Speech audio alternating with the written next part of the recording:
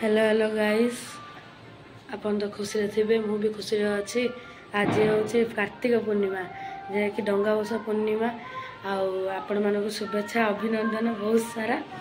आमर माँ को भी चलन देखा आम गाँ माँ को मठर आयाती देखिपारू देखिपारे चलते आम चित्रकटी अंका है मामा पूजा सारे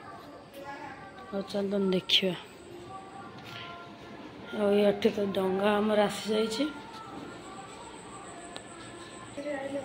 डंगा आसी जाइए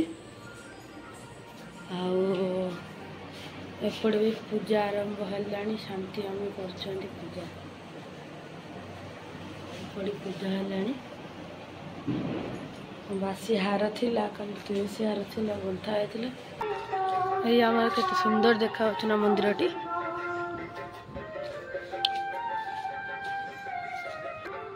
जन्नटी देखते केते लाल